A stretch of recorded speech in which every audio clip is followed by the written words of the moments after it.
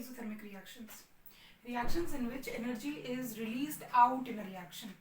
जब भी कोई रिएक्शन हो रहा है, let's take a simple example और एक हाइपोथेटिकल एग्जांपल लेते हैं. सपोज रिएक्टेंट जो है वो प्रोडक्ट में कन्वर्ट हो रहा है, ठीक है. लेकिन रिएक्टेंट जब प्रोडक्ट में कन्वर्ट हो रहा है तो उसके साथ साथ वो एनर्जी इवॉल्व आउट कर रहा है. एनर्जी इवॉल्व आउट करने का ये रहा साइन.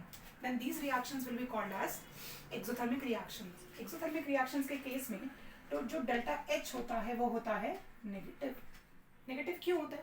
क्योंकि अगर एनर्जी इवॉल्व हो रही है, सपोज ये रहा आपका बीकर और इसके अंदर कोई रिएक्शन करवा रहे हैं, इसके अंदर यही वाला रिएक्शन करवा रहे हो और एनर्जी इवॉल्व आउट हो रही है, मतलब ये तो सिस्टम हुआ ना, ये हुआ सिस्टम और ये हुआ उसका सराउंडिंग. ये जो पूरा का पूरा आउटर एरिया है, this is called as the surrounding. तो क्या हो रहा है यहाँ पर एनर्जी जो है वो सिस्टम से सराउंडिंग की तरफ जा रही है. एनर्जी इवॉल्व आउट हुआ ना, तो एनर्जी जो है वो सिस्टम से सराउंडिंग की तरफ जा रही है. इसी वजह से जो साइन कन्वेंशन हो जाएगा वो नेगेटिव हो जाएगा. अगर सिस्टम के ऊपर काम होता है तो वो होता है पॉजिटिव, और अगर सिस्टम काम करता है तो that is simply called as negative work done. अब ये तो सिंपल सी चीज हो गई. अब अगर एनर्जी यहाँ पर इवॉल्व आउट हो रही है, ठीक है, प्रोडक्ट साइड में अगर एनर्जी इवॉल्व हो रही है तो reactant is at a higher energy. मतलब यहाँ पर मैं लिख देती हूँ रिएक्टेंट जो होते हैं वो हायर एनर्जी पे होंगे, इजी पीजी, एंड प्रोडक्ट जो होंगे वो लोअर एनर्जी पे अवेलेबल होंगे, लोअर एनर्जी. इसीलिए जब आप लोग कभी भी एक नॉर्मल एवरेज एक्टिवेशन एनर्जी का ग्राफ जब देखते हो ना कैटलिस्ट या फिर एंजाइम के फॉर्म में, तो आप जो ग्राफ बनाते हो, मैं सिर्फ उसका कर्व एक्सप्लेन करूंगी, तो वो आप ग्राफ कुछ ऐसा बनाते हो. तो रिएक्टेंट देखो और प्रोडक्ट देखो.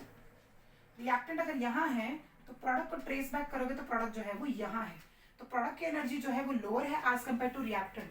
Reason because in these cases when the reaction is going on, जैसे कि एंजाइम एक्टिविटी की अगर बात की जाए तो एंजाइम जब हमारे बॉडी के फूड पर काम कर रहा है तो वहां से वो एनर्जी रिलीज करता है, and because energy is getting release तो प्रोडक्ट की एवरेज एनर्जी जो है वो डिक्रीज हो जाती है.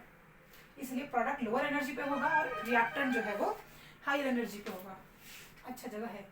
अब यहाँ पर एग्जांपल्स भी लिख लेते हैं. इजी एग्जांपल्स है इसके, तो आपको पता ही है इस वाले एग्जांपल्स. देखो क्योंकि मैंने क्यों बोला कि सबको पता ही है, क्योंकि रेस्पिरेशन तो सभी करते हैं. तो अब जब रेस्पायर कर रहे हो ना, what is happening here is that the oxygen consumed by you is going to the mitochondria. Mitochondrial F1 F0 particle के वहां पर जा रहे हैं वो लोग, and then at that particular place energy is getting converted from like glucose से वहां पर एटीपी में कंजप्शन या फिर कन्वर्जन हो रहा है. एटीपी क्या है? ATP is the energy currency of your body. उसका फुल फॉर्म क्या होता है? Adenosine triphosphate.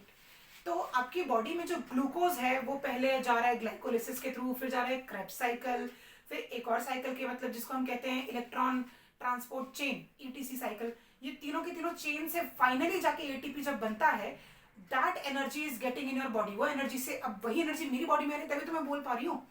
सो रेस्पिरेशन में क्या हो रहा है? ऑक्सीजन जा रहा है, it is breaking the glucose molecule and then it is converting it into ATP molecules. तो वहां पर एनर्जी, और वो क्या करता है? एनर्जी रिलीज करता है जो हम लोग काम करने में यूज कर रहे हैं. सो इससे पहला हमारा एग्जांपल हुआ that is respiration. Respiration. Second combustion reaction. ये तो सामने सामने दिखता है, ये तो ये अच्छा मैं बताती हूँ, मुझे लगा रिएक्शन लिख दिया मैंने. कंबस्शन देखो, कार्बन ऑक्सीजन के साथ रिएक्ट कर रहा है, बना रहा है CO2. कंबस्शन आपने देखा है कोल बर्न होते हुए. अब इस रिएक्शन का अगर एंथैल्पी देखा जाए तो ये याद नहीं है, -393.5 किलो जूल पर मोल. ये -393 देखो नेगेटिव आया, negative because your system is doing work on surrounding, that will be considered as negative. इसलिए यहाँ पर जो है आपका साइन कन्वेंशन नेगेटिव आया है.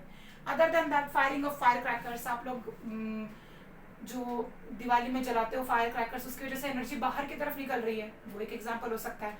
Other than that rusting of iron is also called as exothermic.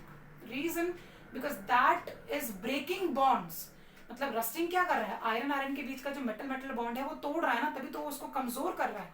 वहां पर बॉन्ड की ब्रेकिंग हो रही है, और वो ब्रेकिंग जब होगी तो क्या होगा? एनर्जी रिलीज होती है, और that is the core reason why rusting is simply called as an exothermic process. So I guess this is everything about the exothermic reactions.